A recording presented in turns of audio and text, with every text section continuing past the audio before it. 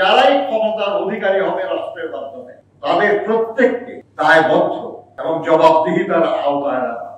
আইনের ভাষা সংশোধন বা সুন্দর করা যথেষ্ট নয়।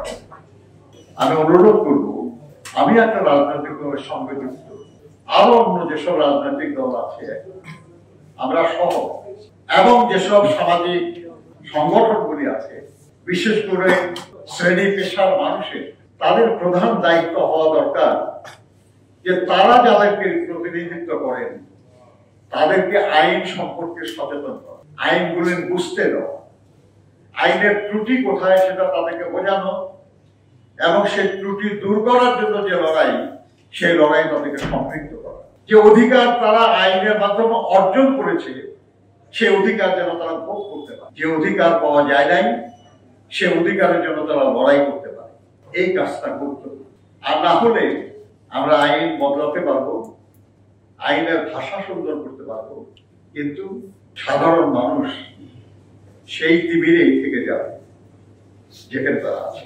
আমি মনে করি আইনে আর একটা জিনিস থাকা দরকার যেটা আমাদের দেশে সত্যি সত্যি আছে বলে অন্তত অনুভূত হয়। সেটা হলো যারা আইন প্রয়োগের দায়িত্বে, তারা যদি আইন প্রয়োগে কোনো ভুল করে, ইচ্ছাকৃত ভুল, এবং তারা যদি অন্যায়ভাবে আইনের ব্যত্যয় ঘটিয়ে জনগণের উপর নিপীড়ন চালায়, তাদের শাস্তির বিধান কোথায়?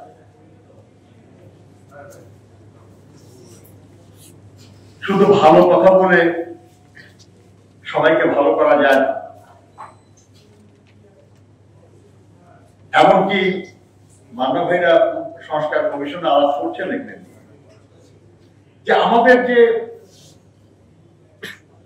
সাংবিধানিক প্রতিষ্ঠান, আমাদের যে সংবিধিবদ্ধ প্রতিষ্ঠানগুলি, বিশাল ক্ষমতার অধিকারী যারা, তাদের কি হয় তারা পদত্যাগ করে কিংবা তাদেরকে অবসর দেওয়া। কিন্তু একজন সাধারণ মানুষ একটা দেশের বা অন্য একটা মানুষের পদেই বা ক্ষতি করতে পারে, কিন্তু যারা বড় বড় পদে বসে আছে, যারা বড় বড় দায়িত্ব পালন করছে, তারা তো এই দেশ এবং দেশের মানুষের অনেক বড় ক্ষতি করতে পারে। তাহলে এর প্রত্যেকটা প্রতিষ্ঠানের ব্যাপারে এই যে সুরক্ষা আইন, এইসব আইনের যারা কার্যকর করবে, প্রত্যেকটা ব্যাপারে যারাই ক্ষমতার অধিকারী হবে রাষ্ট্রের মাধ্যমে, তাদের প্রত্যেককে দায়বদ্ধ এবং জবাবদিহিতার আওতায় আনা।